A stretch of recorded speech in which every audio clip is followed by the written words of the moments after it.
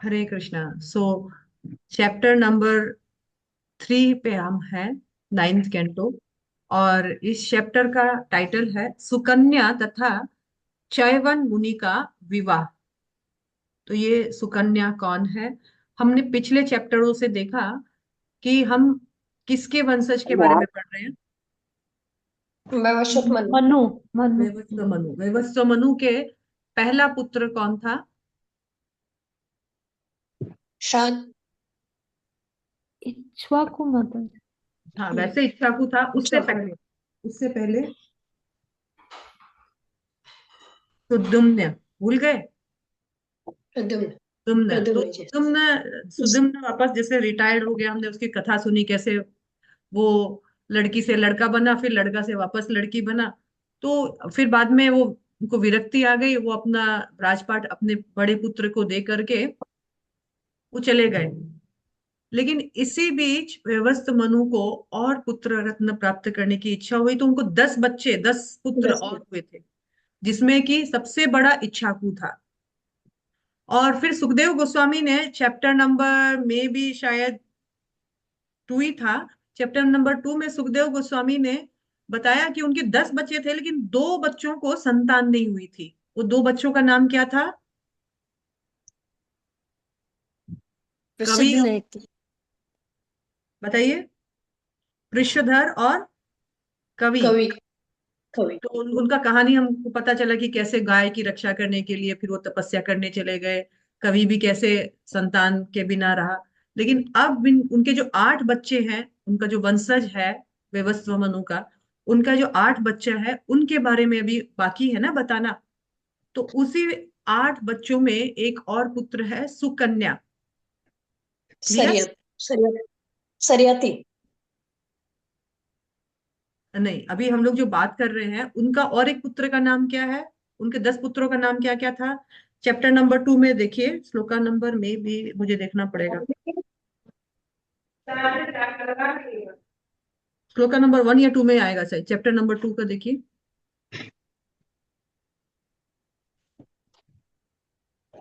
उनके अन्य पुत्रों का नाम म्यूट कीजिएगा बाकी लोगों को।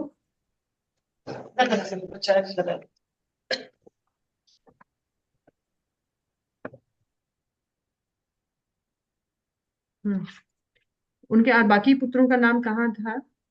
मैं वो वाला श्लोका मिस कर रही हूँ, जिनमें श्राद्ध। उनके बच्चों का नाम था इक्ष्वाकु, नग, सयति। श्राद्ध देव था क्या? नहीं नहीं, 10 पुत्रों का नाम था, जहाँ जो भी मतलब हमने पढ़ा है, पर मुझे एग्जैक्टली श्लोका नंबर याद नहीं है। तो उसमें से एक पुत्र का नाम क्या है? सयति। सयार्थी। ठीक है। तो अभी सय्यार्थी के वंशजों के बारे में बात हो रही है, उनके बाकी और 8 पुत्रों के वंशजों की बात हो रही है। तो इस श्लोका में अभी हम देख रहे हैं, श्लोका नंबर 1 से स्टार्ट करते हैं। यहाँ हम यहाँ तक कैसे पहुंचे वो मैंने लिंक बनाया। समझ में आया? जी जी। जी माता। हाँ। मैं श्लोका नंबर देखती हूँ, तब तक आप चैप्टर नंबर 1 का इसका श्लोका नंबर 1 पढ़िए माता जी, 3 का। हरे कृष्ण। श्री शुकवाच। सयातिर्मानवो राजा ब्रह्मिष्ठ सम्बभूवः। यो वा अंगिरसं सत्रे द्वितीयम् अरुचिवान्। अनुवाद श्री सुखदेव मैं गोस्वामी। पढ़ पढ़िए, फटाफट पढ़िए। श्री श्रील सुख श्रील सुखदेव गोस्वामी ने आगे कहा, हे राजन, मनु का द्वितीय पुत्र राजा सरियाती वैदिक ज्ञान में पारंगत था। उसने अंगिरा वंशियों द्वारा संपन्न होने वाले यज्ञ के दूसरे दिन के उत्सवों के विषय में आदेश दिए। हरे कृष्ण। पता चल गया सरियती कौन है? मनु का दूसरा वैवस्वत पुत्र। मनु का दूसरा पुत्र। पहला इक्ष्वाकु था, और 2 पुत्रों के बारे में हम ऑलरेडी पढ़ चुके हैं। ये हाँ, तो हम पिछले चैप्टर में पढ़ ऋषभ और चुके हैं। कवि। हाँ, कवि के बारे में हम पढ़ चुके हैं। तो अभी ये तीसरे पुत्र का वंशज के बारे में बता रहे हैं। ये तीसरा पुत्र कौन है? तो मनु का ही अन्य पुत्र है, जो वैदिक ज्ञान में बहुत एक्सपर्ट था। उसने अंगिरा वंशी के जो जितने भी ऋषि हैं उनके द्वारा संपन्न होने वाले यज्ञ के जो दूसरे दिन में क्या यज्ञ होना है, क्या करना है, अनुष्ठान में क्या क्या होना है, इस सब चीज का आदेश ये दे करके सब ठीक ठाक कर रहा था। नेक्स्ट। हरे कृष्ण। सुकन्या नाम तस्यासीत् कन्या कमललोचना तया सार्धं वनगतो यगमच्च वनाश्रमम्। हरे कृष्ण। सरियाती को सुकन्या नामक कमल जैसे नेत्रों वाली एक सुंदर कन्या थी, जिसके साथ वे जंगल में च्यवन मुनि के आश्रम को देखने गए। हरे कृष्ण। तो इस सय्यरथी जो कि राजा विवस्वान मनु का पुत्र था, इसको एक बेटी भी थी, बहुत सुंदर कमल नयनी बेटी थी, जिसका नाम क्या था? सुकन्या। सुकन्या। ये सुकन्या के साथ इनके पिता सरियर्थी कहाँ गए? तो जंगल में च्यवन मुनि के आश्रम में विजिट करने के लिए गए। हरे नेक्स्ट। कृष्ण। सा सखी विपरिवृता विचिन्वन्त्यङ्घ्रिपान्वने बल्मिगिरन्ध्रे ददृश्ये खद्योत्यो युव ज्योतिषे। हरे कृष्ण। जब वह सुकन्या जंगल में अपने सहेलियों से घिरी हुई वृक्षों से विविध प्रकार के फल एकत्र कर रही थी, तो उसने बांबी के छेद में दो जुगनू जैसी चमकीली वस्तुएं देखी। हरे कृष्ण। तो इन लोग गए तो थे च्यवन मुनि के आश्रम में विजिट करने के लिए, लेकिन सुकन्या अपनी सहेलियों के साथ वहां घूम रही थी, और घूमते घूमते अपनी सखियों के झुंड में वो वृक्षों के बहुत वृक्ष होते हैं जंगल में, उनमें बहुत सारे वृक्षों में अलग अलग फल होते हैं, तो उन फलों को वो इकट्ठा कर रही थी। और उसने वहीं पर एक बाम्बी, बाम्बी मतलब क्या होता है? जैसे रेत का टीला टाइप। तो उस बाम्बी में क्या देखा उन्होंने? एक छेद चमकती के हुई दो अंदर चीज। दो दो चमकते हुए चमकी जुगनू जैसे कोई चमकीले वस्तु देखे।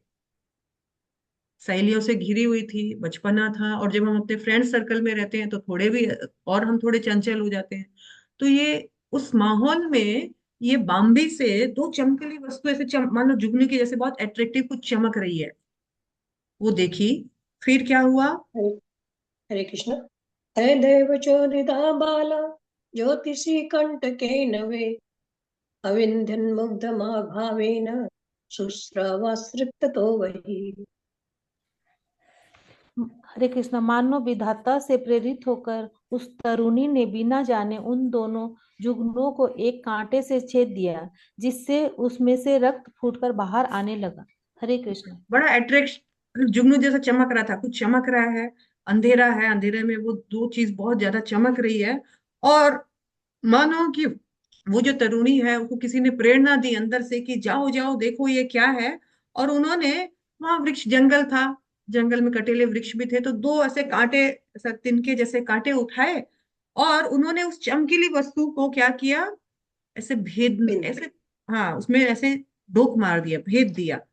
और जैसे ही उन्होंने उस पर वो कांटा मारा, कि वहां से रक्त निकलने लग गया, खून खून हो गया। नेक्स्ट। हरे कृष्ण।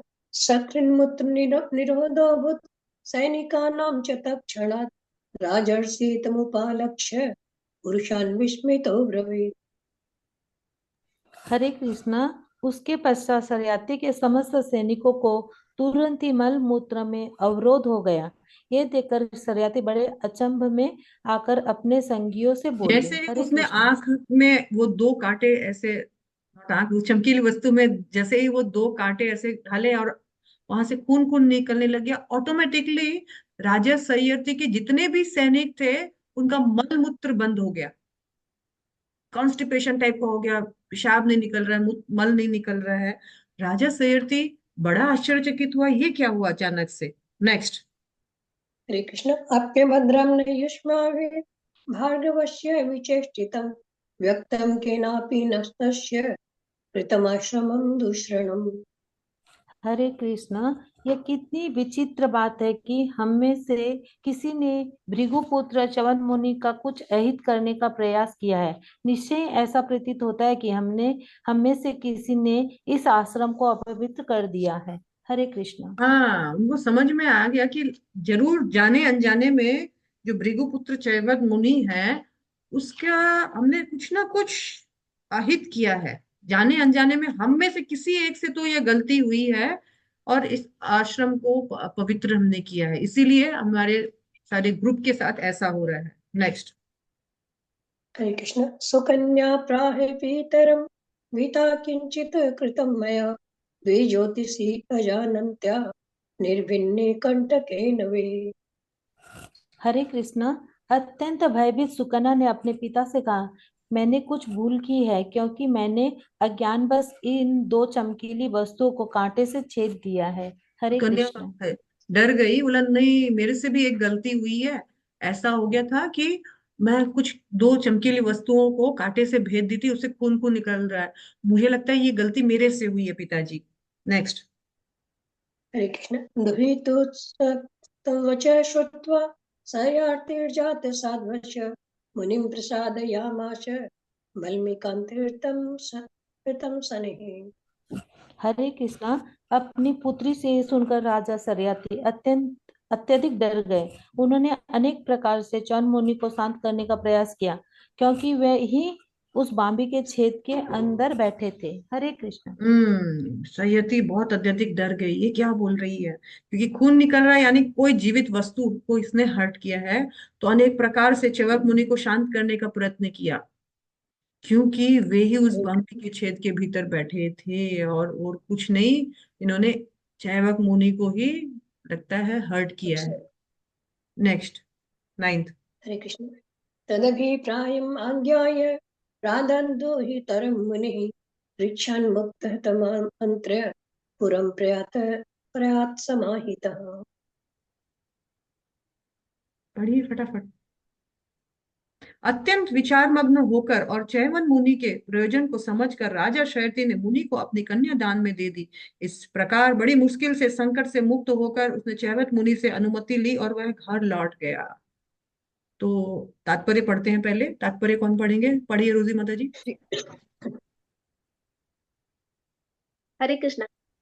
राजा ने अपनी पुत्री से सारी बातें सुनकर च्यवन मुनि को यह अवश्य बतलाया होगा कि किस प्रकार उसकी पुत्री ने अनजाने में ऐसा अपराध किया था, किंतु मुनि ने राजा से पूछा कि उसकी पुत्री विवाहिता है या नहीं। इस प्रकार राजा ने मुनि का अभिप्राय समझकर तदभिप्रायम आज्ञाय तुरंत ही अपनी पुत्री को उन्हें दान में दे दी और वह स्थापित होने के संकट से बच गया।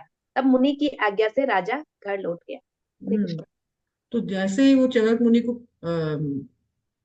मतलब पैसिफाई करने का कोशिश कर रहे थे, समझाने बुझाने की कोशिश कर रहे थे, कि मुनि ने उनसे हठात से एक प्रश्न पूछ लिया। वो प्रश्न क्या था? तो दुहितम, ये जो दुहित आपकी जो पुत्री है, ये विवाहित है कि अविवाहित है, कुंवारी है आपकी कन्या की क्या? राजा का, राजा अपने जो मुनि है उनका प्रयोजन समझ गया, ये सब क्यों पूछ रहे हैं। और मुनि बार बार बोल रहे हैं अब मैं क्या करूंगा, मुझे कौन देखभाल करेगा, अब मेरा क्या होगा।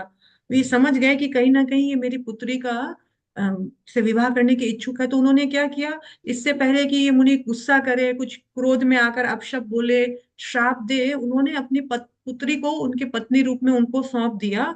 और सौंप करके वो फटाफट अपने हाथ मतलब हाथ पांव जोड़ जाड़ के अपने घर को लौट कर आ गए, अपने आश्रम में आ गए। नेक्स्ट। हरे कृष्ण।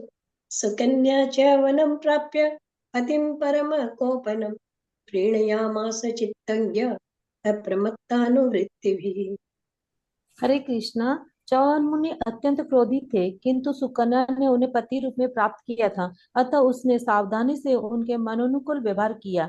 उनके मन को जानकर उसने बिना घबराए उनकी सेवा की। हरे कृष्णा। 10th नंबर श्लोक हमारे लिए है, तात्पर्य पढ़िएगा। हरे कृष्णा। यह पति तथा पत्नी के मध्य संबंध का द्योतक है। च्यवन मुनि जैसे महापुरुष सदैव श्रेष्ठ पद पर बने रहना चाहते हैं। ऐसा व्यक्ति किसी के आगे घुटने नहीं टेक सकता। अतः च्यवन मुनि का स्वभाव क्रोधी था। उनकी पत्नी सुकन्या उनकी मनोवृत्ति को समझ गई थी, अतः उसने तदनुसार आचरण किया। यदि कोई पत्नी अपने पति के साथ सुख से रहना चाहती है तो उसे अपने पति के मनोभाव समझने का प्रयास करना चाहिए और उसे प्रसन्न करना चाहिए। यह स्त्री की विजय है। यहाँ तक कि भगवान श्री कृष्ण द्वारा अपनी विभिन्न रानियों के साथ किए गए जाने वाले आचरण से भी इसे देखा जा सकता है कि यद्यपि ये रानियां बड़े बड़े राजाओं की पुत्रियां थी, किंतु उन्होंने भगवान श्री कृष्ण के समक्ष अपने आप को दासी के रूप में प्रस्तुत किया। कोई स्त्री कितनी भी महान क्यों न हो, उसे अपने पति के समक्ष इसी प्रकार प्रस्तुत होना चाहिए, अर्थात उसे अपने पति के आदेशों का पालन करने तथा सभी परिस्थितियों में उसे प्रसन्न रखने हेतु तैयार रहना चाहिए। तभी उसका जीवन सफल हो पाएगा। यदि पत्नी भी पति की तरह क्रोधी बन जाए तो उनका गृहस्थ जीवन अवश्य ही अस्त व्यस्त हो जाएगा या अंत में पूर्णतया ध्वस्त हो जाएगा। आधुनिक काल की पत्नी विनयशील नहीं। दूसरे कोई पढ़िए माता जी, कोई और पढ़िए। हरे इसीलिए कृष्ण छोटे से माता छोटी जी। हरे घटना कृष्णा होने में पर पढ़ो। भी सुमन माता जी पढ़िए, फटाफट पढ़िए। इसीलिए छोटी से छोटी घटना होने पर भी गृहस्थ जीवन भंग हो जाता है।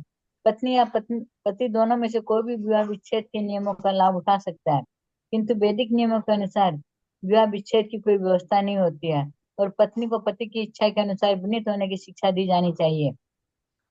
पाश्चात्य लोगों का कहना है कि पत्नी के लिए दास प्रवृत्ति है, किंतु वास्तव में ऐसा नहीं है। ये तो स्त्री की निपुणता है जिससे वो अपने कितने ही क्रोधी या निश्चिंत पति के हृदय पर विजय पा सकती है।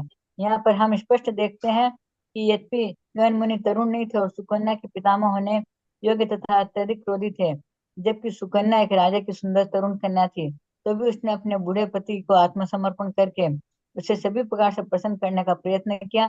इस प्रकार वो आज्ञाकारिणी और सती पत्नी थी। हरे कृष्णा। हरे कृष्णा। तो हमारे लिए बहुत सारे लाइफ लेसन्स हैं यहाँ पर कि पिता तो पिंडा छुड़ा कर गया, गलती इससे हुई है, इन्होंने एक्सेप्ट किया कि ठीक है, च्यवक मुनि को अब अपने पति के रूप में इनको इन्होंने किया, लेकिन इनको ये बात पता था कि मेरे पति स्वभाव के बहुत क्रोधालु है, बहुत जल्दी उनको गुस्सा आता है। तो शिला प्रभुपाद यहाँ हमें समझा रहे हैं कि प्रत्येक व्यक्ति को चाहिए, पत्नी को चाहिए कि अपने पति के मनोभाव को समझने का प्रयास करे। मेरा पति का माइंडसेट कैसा है, गुस्सा वाला है, शांत है, कोऑपरेटिव है, नॉन कोऑपरेटिव है, कैसा है, और उसे प्रसन्न करना चाहिए। जैसा उसका मनोभाव है, उस मनोभाव को जान करके उस मनोभाव में उसको मैं कैसे खुश रख सकती हूँ, वो हमें प्रैक्टिस करना चाहिए। यहाँ दो बात बताई गई है। यह स्त्री का की विजय है, यही स्त्री का विजय है कि वो अपने पति के मन को जीत ले। उसका मनोभाव, एटीट्यूड कुछ भी हो सकता है, उस एटीट्यूड के अनुसार उसको उसके साथ कैसे बर्ताव करना है, डील करना है, ये जब स्त्री सीख जाती है तो शिला प्रभुपाद ने कहा है यही स्त्री की विजय है। इसी को ही स्त्री को जीतना है, अपने पति के मन को, उसके मनोभाव को समझते हुए उनको उनके साथ वैसा ही डील करना है। अपने पति के समक्ष हमें इस तरह से प्रस्तुत होना चाहिए कि पति का आदेश का पालन हो जाए और सभी स्थिति में हम उसको प्रसन्न करने का तैयारी कर सके, प्रैक्टिस कर सके। यहाँ बताया गया है कि यदि पत्नी भी पति के समान क्रोधी बन जाए तो गृहस्थ जीवन अस्त व्यस्त हो जाएगा। दोनों एक जैसा नहीं हो सकता है। तो हमें हमारे पति के मनोभाव को जानना चाहिए और उस मनोभाव को जानते हुए उसको कैसे ट्रैकल करना चाहिए, इतना पटु होना चाहिए, एक्सपर्ट होना चाहिए। क्रोधी के साथ हम क्रोध करके ना अपना और अपने परिवार का विनाश नहीं कर सकते हैं। क्रोधी के साथ आपको एक्सपर्ट होना पड़ेगा कि हम इसका जैसा माइंडसेट है उसमें हम कैसे ढल करके अपना काम निकाल लें। बराबर नहीं होना है, आपको क्या होना है, दो स्टेप ऊपर चढ़ना है, यानी आपको बुद्धिमान होना है। वो क्रोधी है तो आप बुद्धिमान हुइए कि कैसे इसका क्रोध से भी डील किया जा सकता है और अपना काम भी निकाला जा सकता है। तो यहाँ और बहुत सारे लेसन है। हम यहाँ स्पष्ट देखते हैं कि यद्यपि चैवक मुनि तरुण नहीं थे, बूढ़े थे, और सुकन्या के पितामह होने योग्य थे, मतलब देखने में सुकन्या के दादा जैसे थे, दादा तुल्य थे, लेकिन स्वभाव से क्रोधी भी थे। और सुकन्या क्या थी, एक राजपुत्री थी और तरुणी भी थी, और साथ साथ में थोड़ी चंचल नादान भी थी, मैच्योर नहीं थी इतनी, लेकिन तो भी उसने अपने बूढ़े पति को आत्मसमर्पण करने में सभी प्रकार से प्रसन्न रखने का प्रयत्न किया। इस प्रकार वो आज्ञाकारिणी और साध्वी पत्नी थी। कहीं से मैच नहीं हो रहा था जोड़ी, लेकिन सुकन्या ने उस विवाह को सुखी विवाहित जीवन में परिणत किया। कारण राज क्या है, तो अपने पति का मनोभाव समझते हुए वो उसकी किस प्रकार से आज्ञा का भी पालन कर सके और उसे प्रसन्न भी रख सके, इसकी तैयारी करती थी। बराबर नहीं होती थी, उससे दो स्टेप ऊपर रहती थी, बुद्धिमानी से डील करती थी। कोई प्रश्न? यहाँ एक प्रश्न है कि यहाँ बताया गया ना कि पत्नी को अपने पति का दासी बनने के लिए तैयार रहना चाहिए, लेकिन शिला प्रभुपाद आगे बता रहे हैं दासी मतलब क्या। तो कोई कितने स्त्री कितनी भी महान क्यों ना हो, मान लीजिए पति ऐसे छोटा मोटा व्यापारी है और पत्नी एकदम सक्सेसफुल डॉक्टर है, उसे अपने पति के समक्ष उसी तरह प्रस्तुत होना चाहिए जिससे अपने पति के आदेश का पालन करे। यानी उसे हमेशा अपने पति के आगे अपने आप को छोटा ही तुच्छ ही समझना चाहिए, उनके आदेशों का पालन करे और उसको प्रसन्न करने की कोशिश करे, कोई कितने भी अपने पति से एक्सपर्ट या आगे क्यों ना हो, पर पति के सामने उसे समर्पण करना चाहिए। यहाँ सुकन्या का एग्जाम्पल दिया गया है कि वो तरुण थी, राजपुत्री थी, नादान थी, और यहाँ ये इनके दादा के उम्र के थे, क्रोधी भी थे, फिर भी इन्होंने उनको ट्रैकल किया। कैसे ट्रैकल किया? बुद्धि से, उनके मनोभाव को समझ गई और तद अनुसार डील की। Any questions? हमारे लिए बहुत बड़ा लेसन है ना, क्योंकि मैंने अपने और सारे जितने भी जीवन में देखे हैं, तो हस्बैंड एंड वाइफ क्या होता है, ईस्ट एंड वेस्ट होता है। एक को ये अच्छा लगता है, एक को ये अच्छा नहीं लगता है, एक ऐसा वो मनोवृत्ति का होता है, एक दूसरे मनोवृत्ति का होता है। तो दो अलग अलग ऑपोजिट माइंड जो है एक साथ जीवन भर चलने की तैयारी करते हैं। तो दोनों ऑपोजिट माइंड है और एक साथ चलने की तैयारी कर रहे हैं, तो ऐसा ऐसा तो होना है। लेकिन पार्ट समझदारी का पार्ट शास्त्रों में किससे एक्सपेक्ट किया गया है? पत्नी से। यद्यपि वो पति से बहुत कम उम्र की होती है, यद्यपि वो इतनी एक्सपर्ट नहीं होती है, परंतु उसको वो इतनी पटु होनी चाहिए कि वो अपने पति का मनोभाव समझ करके तद अनुसार डील कर सके। नेक्स्ट श्लोका ले, 11th नंबर। हरे कृष्ण। कस्यचित्वत्थ कालस्य न सत्यावाश्रमागतो तो पूजयित्वा प्रोवाच वयो मे दत्तम ईश्वरो। हरे कृष्णा। कुछ काल बीतने के बाद दोनों अश्विनी कुमार जो स्वर्गलोक के वैद्य थे चंद मुनि के आश्रम पर धारे। उनका सत्कार करने के पश्चात चंद मुनि ने उनसे यौवन प्रदान करने हेतु प्रार्थना की, क्योंकि वे ऐसा करने में सक्षम थे। हरे कृष्ण। नेक्स्ट हरे कृष्ण। माता जी तात्पर्य पढ़ना है। पढ़िए। अश्विनी कुमार जैसे स्वर्ग के वैद्य किसी को भी यौवन प्रदान कर सकते थे, चाहे वह वृद्ध ही क्यों न हो। निसंदेह बड़े बड़े योगी अपनी योग शक्ति से 100 में भी जीवन फूंक सकते हैं, यदि शरीर की संरचना बिगड़ी न हो। शुक्राचार्य द्वारा बलि महाराज के सैनिकों के उपचार के प्रसंग में हम इसकी व्याख्या पूर्व में कर चुके हैं। यद्यपि आधुनिक चिकित्सा शास्त्र 100 को जीवित करने या वृद्ध शरीर को यौवन लाने में असमर्थ है, किंतु इन श्लोकों से हमें पता चलता है कि यदि कोई वैदिक शास्त्र से ज्ञान प्राप्त कर ले तो ऐसा उपचार संभव है। आयुर्वेद में दोनों अश्विनी कुमार धन्वंतरी के ही समान पटु थे। यदि भौतिक विज्ञान की प्रत्येक शाखा में पूर्णता प्राप्त की जानी है तो इसे प्राप्त करने हेतु वैदिक साहित्य का अवलोकन करना चाहिए, किंतु सबसे बड़ी पूर्णता सिद्धि तो श्री भगवान का भक्त बनना है। इस पूर्णता को प्राप्त करने हेतु मनुष्य को श्रीमद् भागवतम का अवलोकन करना चाहिए, जो वैदिक कल्पतरु का पका हुआ फल माना जाता है। हरे कृष्ण। सारा कुछ भागवतम में है ना, कितना बोलेंगे इस श्लोक पे। यहाँ बताया गया है उसी वक्त कुछ दिनों के बाद चैवन मुनि के आश्रम में दोनों अश्विनी कुमार आए। तो अश्विनी कुमार कौन थे? तो देवताओं के वेद थे, वैद्य। देवताओं के वेद मतलब डॉक्टर थे, और धन्वंतरी के समान ही पटु थे। तो उनके पास एक ऐसी शक्ति थी कि वो कुछ भी उपचार कर सकते थे। यहाँ शिला प्रभुपाद बोल रहे हैं कि एक्चुअली जो भी वैदिक शास्त्र का ज्ञान अच्छे से एक्सपर्टली अगर पढ़ ले, उसके लिए कुछ भी संभव है। वो मरे हुए को भी जीवा देता है और बूढ़े को भी जवान कर देता है, जबकि हमारा साइंस अभी तक एक्सपर्ट हुआ नहीं है। तो एग्जाम्पल दिया गया जैसे शुक्राचार्य ने हिरण्यकशिपु, सॉरी बलि और उसके सारे जितने भी सैनिक हैं उनको वापस जीवित कर दिया, रिपेयर कर दिया, रिफ्रेश कर दिया। तो अश्विनी कुमार से इन्होंने रिक्वेस्ट की, क्या तुम मुझे वापस बूढ़ा से जवान बना सकते हो? क्योंकि उनके हाथ में था, अश्विनी कुमार इस कार्य के लिए एलिजिबल थे। नेक्स्ट 12 नंबर श्लोक। हरे कृष्ण। ग्रहं ग्रहिष्ये सोमस्य यज्ञे वामप्य सोमको क्रियताम्येव यो रूपं प्रमदानं यदीप्सितम्। हरे कृष्णा।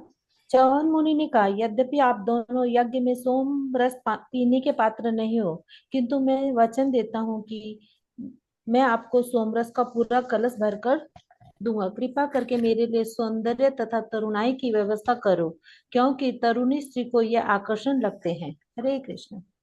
च्यवन मुनि ने उन दोनों अश्विनी कुमार को, जो स्वर्गलोक के यानी देवताओं के वेद थे, यानी देवता भी बीमार पड़ते हैं ना, उनका बीमार अलग है, हमारे तरह टाइप का नहीं है, उनका रोग अलग होता है, लेकिन जन्म मृत्यु जरा व्याधि वहां भी वहां भी है। सोमरस पीने के पात्र नहीं हो, बदले में क्या मिलेगा? तुम मुझे जवान दोगे तो कुछ फायदा होना चाहिए ना, जवानी दोगे तो बदले में है सोमरस।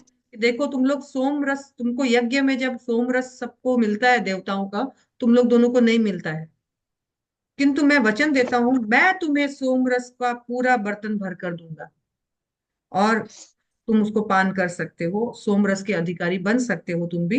कृपया करके मेरे लिए सौंदर्य तथा तरुण की व्यवस्था कर दो, क्योंकि तरुण स्त्रियों को वो आकर्षक लगते हैं। मेरी बीबी बहुत तरुण है, मुझे भी उसको आकर्षित करना है, तो मुझे ये चीज दे दो, बदले में मैं तुम्हें सोमरस पान करने का अधिकारी बना देता हूँ, पूरा प्याला भर करके सोमरस दूंगा। नेक्स्ट। हरे कृष्ण।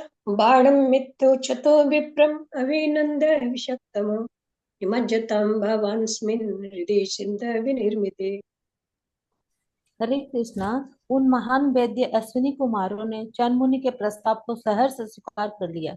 उन्होंने उस ब्राह्मण से कहा, आप इस सिद्धिदायक झील में डुबकी लगाइए।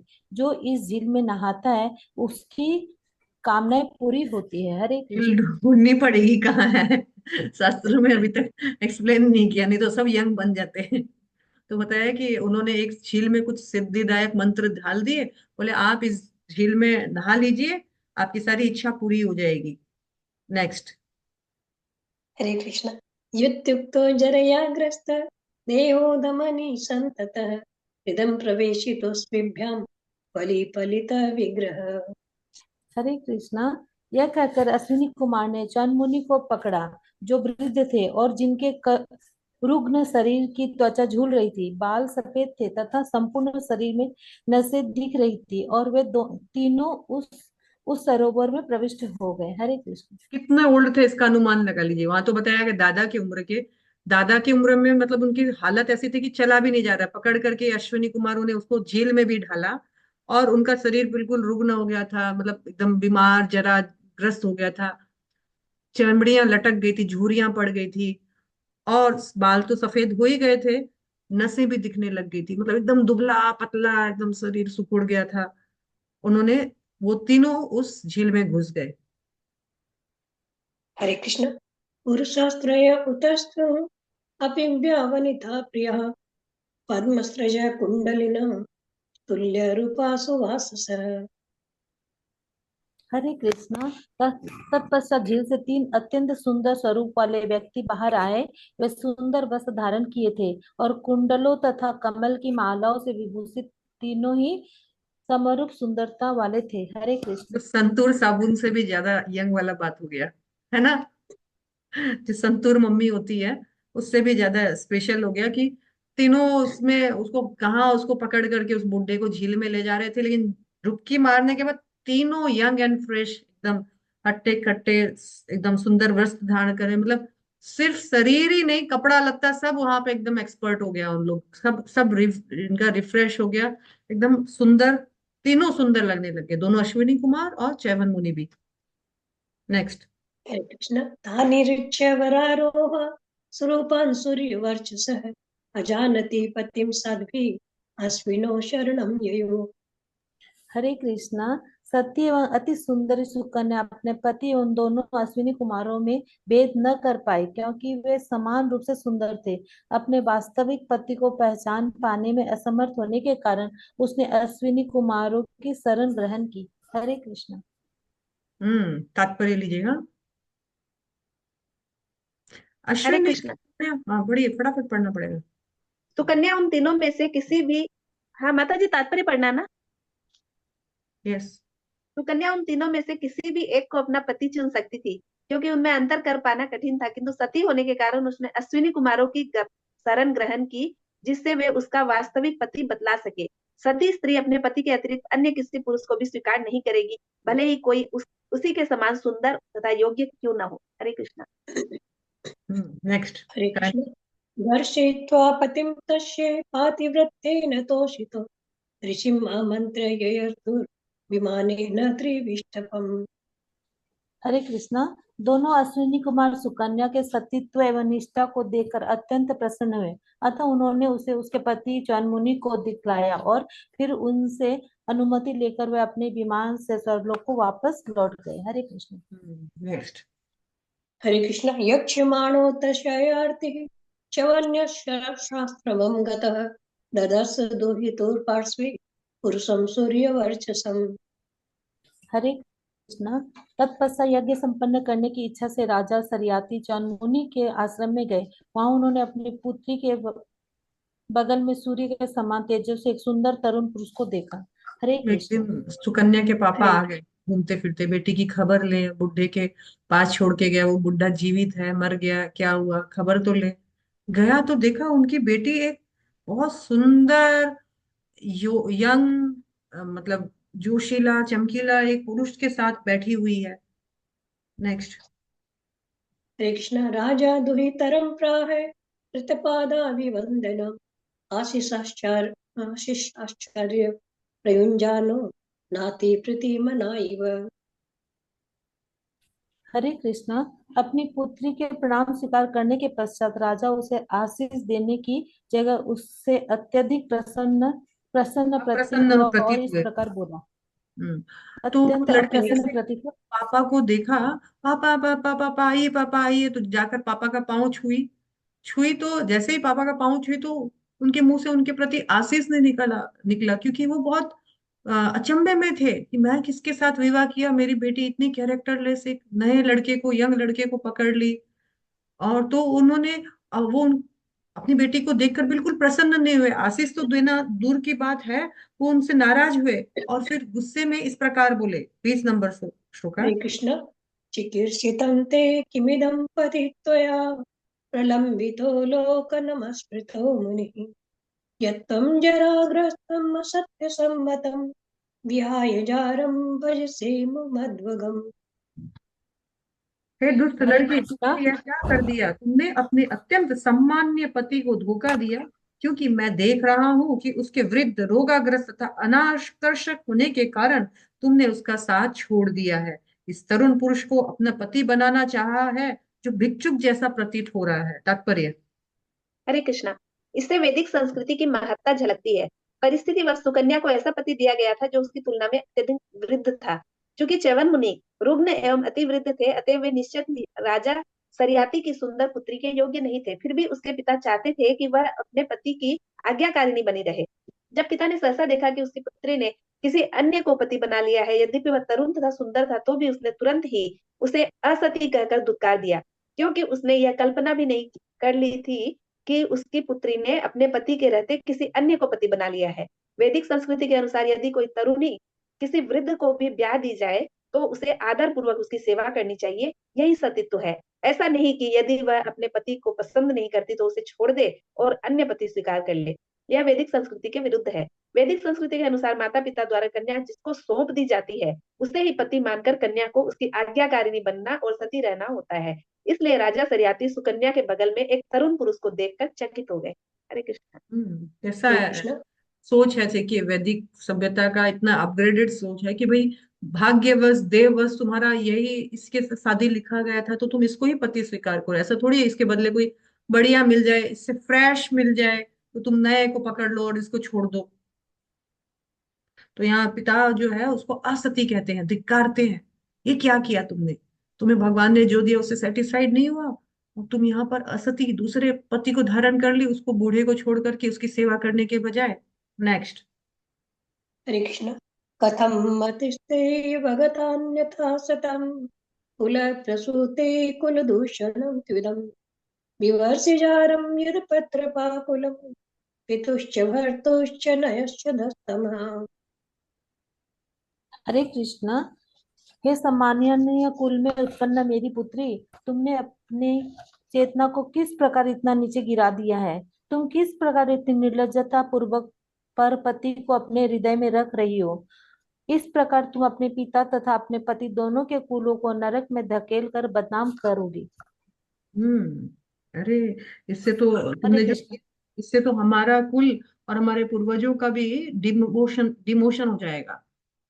तो यानी इस श्लोका से हमें क्या पता चल रहा है कि इस तरह तुमने अपने पिता तथा अपने पति दोनों के कुलों को नरक में धकेलने का कर धकेल कर बदनाम कर दिया है। यानी क्या समझ रहे हैं हम लोग कि पुत्री पराई नहीं है, पुत्री भी अपना ही खून है। क्योंकि इसका सत्कर्म या इसके दुष्कर्म विवाह के बाद भी हमारे परिवार को अफेक्ट कर सकता है। क्योंकि इसीलिए तभी बोला है ना, अपने पिता तथा अपने पति दोनों के कुलों को नरक में धकेल कर बदनाम करोगे। माने अगर एक बेटी कुछ निंदनीय कार्य करेगी तो ससुराल का तो ससुराल वाले के जो पितरगण है उनका तो डिमोशन होगा ही होगा, साथ में उनके माता पिता के कुल का भी डिमोशन होगा। उसी तरह एक पत्नी अगर सुपत्री बनेगी, अच्छी धार्मिक कृष्ण भक्त बनेगी, तो अपने पति के परिवार का तो प्रमोशन करेगी ही करेगी, अपने माता पिता के कुल का भी प्रमोशन करेगी। तो यानी हम पराये कैसे हैं, मुझे समझ में नहीं आया ये लॉजिक। क्योंकि हम किसी और को सौंप दिया जाते हैं किसी का वंश का वृद्धि करने के लिए, सिंपली इसलिए हम पराये नहीं है। हमारे एक्शंस बाद में विवाह के बाद भी हमारे पिता कुल माता कुल के फैमिली को अफेक्ट कर सकते हैं।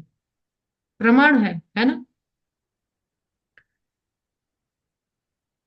तुम्हारी हरे चेतना कृष्ण। कैसे गिर गई, तुम कैसे अपनी चेतना गिरा सकते हो? तात्पर्य लीजिएगा प्लीज। हरे कृष्णा। यह बिल्कुल स्पष्ट है कि वैदिक संस्कृति के अनुसार जो स्त्री अपने विवाहित पति के रहते हुए अन्य पति जार स्वीकार करती है, तो वह अपने पति के कुल तथा पिता के कुल और पति के कुल दोनों को डुबोने वाली मानी जाती है।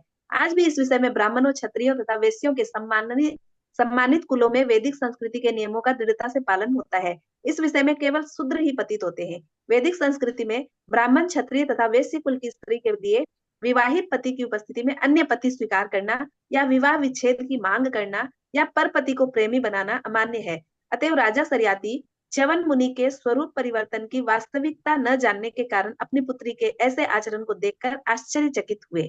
हरे कृष्णा। डाइवर्स भी हमारे जो प्रथा है, हमारे सभ्यता, उसमें डाइवर्स भी नहीं चलता। और दूसरा पति स्वीकार करना या फिर मतलब इलिसिट संबंध करना, वो तो दूर की बात है। नेक्स्ट। हरे कृष्ण। एवं ब्रुवाणं पीतरं स्मयमाना शुचि स्मिता वाच तात जामाता तैवैश्य भृगुनंदन। हरे कृष्ण। किंतु अपने सतीत्व पर अत्यंत गौरवान्वित सुकन्या अपने पिता की डांट फटकार सुनकर मुस्कुराने लगी। उसने हंसते हुए कहा, हे प्रिय पिता, मेरी बगल में बैठे यह तरुण व्यक्ति आपके वास्तविक दामाद भृगुवंश में उत्पन्न च्यवन मुनि ही है। हरे कृष्ण। हम्म। लेकिन सुकन्या को दुख नहीं हुआ और सुकन्या बिल्कुल घबराई नहीं। वो अभी भी सती थी और वो बड़े गर्व के साथ अपने पिता को की बात सुनकर हंसने लगे, क्योंकि उनके पिता को मालूम नहीं था। तो वो हंसते हंसते बोले कि नहीं नहीं पापा, आप गलत समझ रहे हो। मेरे पास जो भी बैठा है वो व्यक्ति और कोई नहीं, वही आपका दामाद है, जिसको आपने सौंपा था, ये वही भृगुवंशी चैवक मुनि ही है।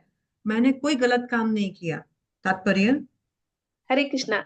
यद्यपि पिता ने यह सोचकर अपनी पुत्री को फटकारा था कि उसने अन्य पति स्वीकार कर लिया है, किंतु पुत्री जान रही थी कि वह पूर्णतया निष्ठावान तथा सती है, इसलिए वह हंस रही थी। जब उसने बताया कि किस प्रकार उसके वृद्ध पति च्यवन मुनि ही बदल कर तरुण पुरुष बन गए हैं, तब उसे अपने सतीत्व पर गर्व था और इसलिए वह अपने पिता से बातें करते समय मुस्कुरा रही थी। हरे हम्म। कृष्ण। ये मुस्कुराने का था कि आपको मालूम नहीं है पापा, आप जो भी बोल रहे हैं सही बोल रहे हैं, लेकिन आपको मालूम नहीं है कि मैंने आपका या आपके परिवार का या मेरे पति का परिवार का किसी का भी बदनामी किया या गलत काम किया है। तो उसको प्राउड फील हो रहा था कि नहीं, आपकी बेटी ऐसी नहीं है। नेक्स्ट।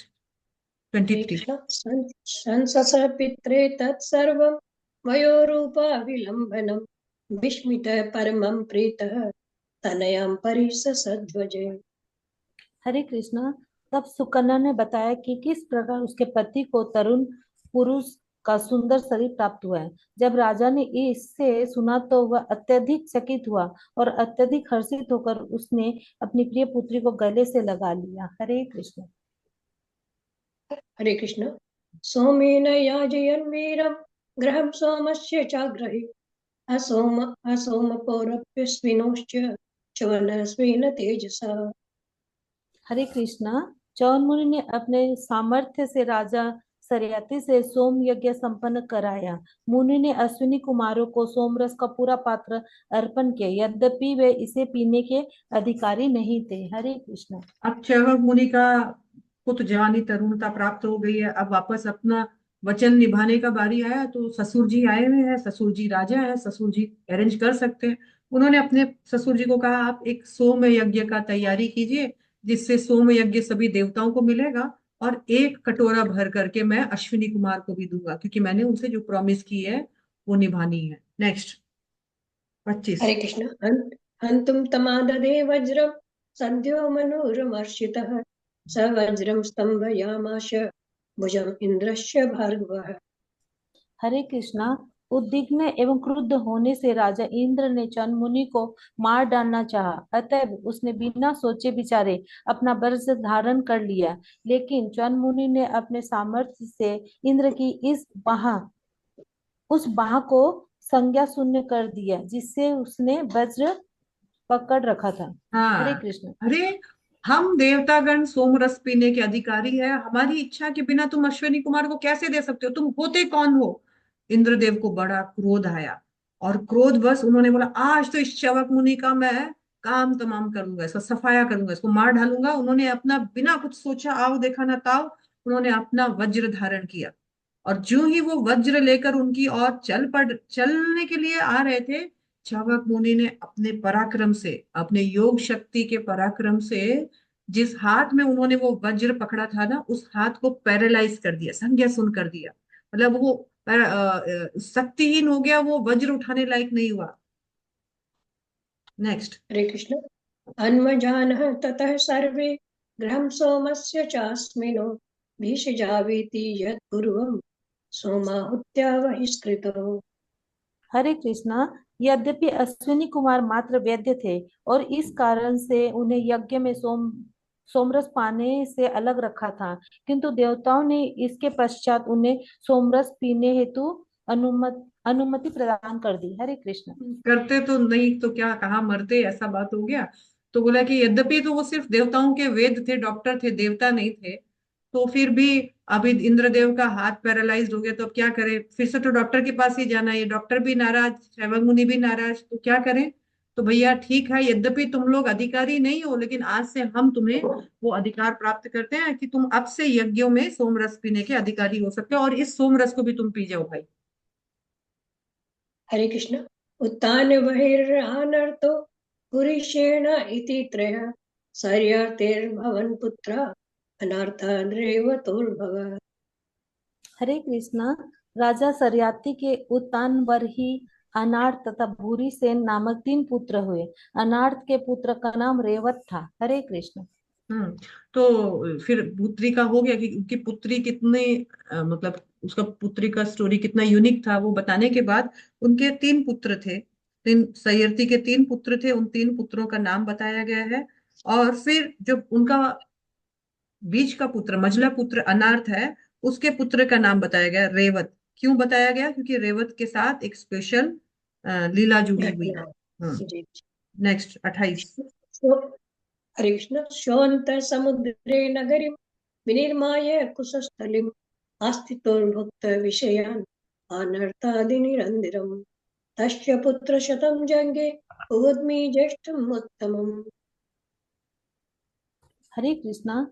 हे शत्रु के दमन करता महाराज परीक्षित, इस रेवत ने समुद्र के अंदर कुश कुशस्थली नामक राजा का निर्माण कराया, वहाँ राज्य का निर्माण कराया। वहां रहकर उसने अनर्थ इत्यादि भूखंडों पर शासन किया। उसके 100 अच्छे पुत्र थे, जिनमें सबसे बड़ा ककुदमी था।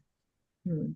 तो इस हरे रेवत कृष्ण। का इस विशेषता क्या था कि उसने समुद्र के भीतर एक कुशस्थली नामक एक राज्य स्थापना किया था, और वहां रह करके वो पृथ्वी के कई जैसे भूखंड है, जिसमें अनर्थ नाम का भूखंड है, उस पर भी शासन किया।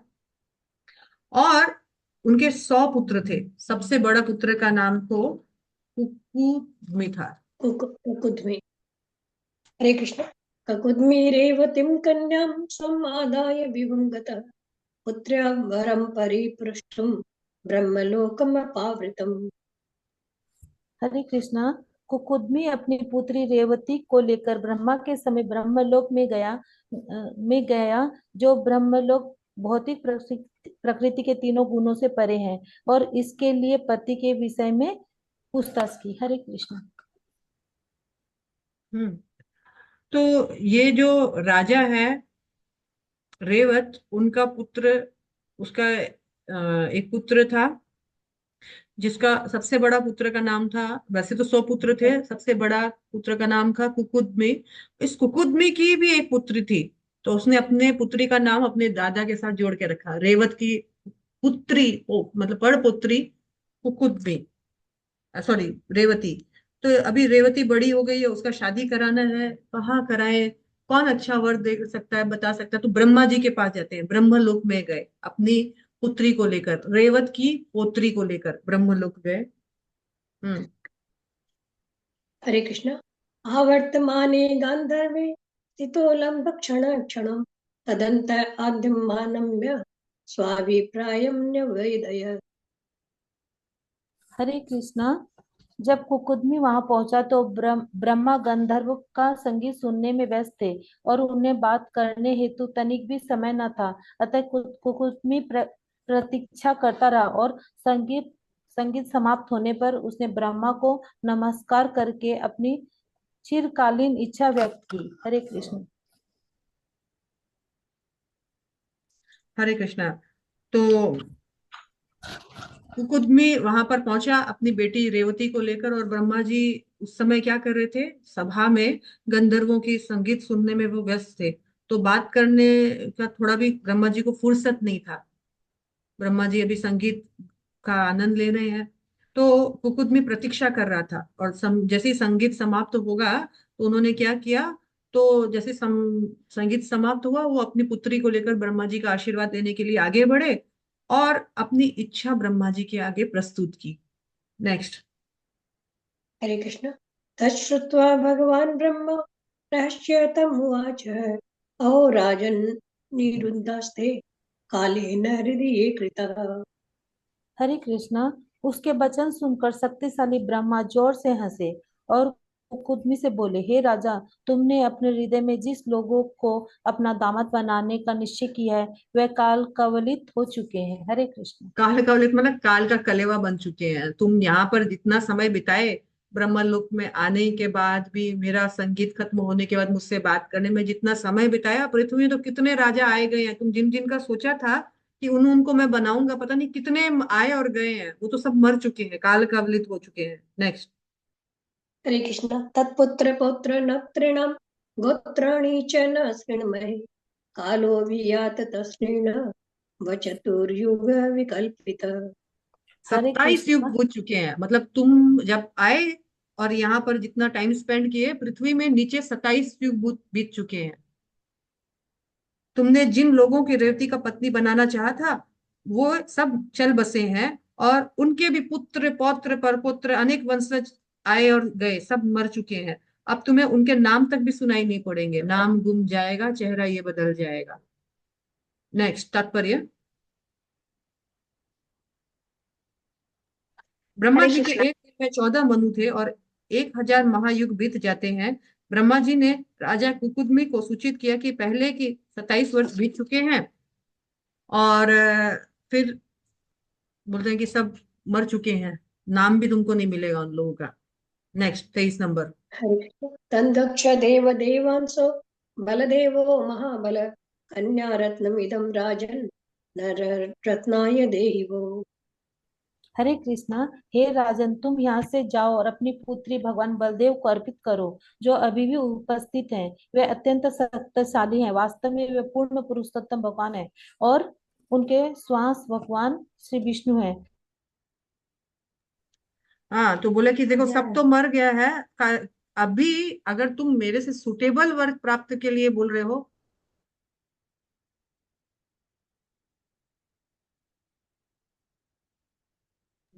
तो बलदेव जो है, बलराम जी, उनको तुम अपनी कन्या सौंप सकते हो, ये सुटेबल है उसके लिए।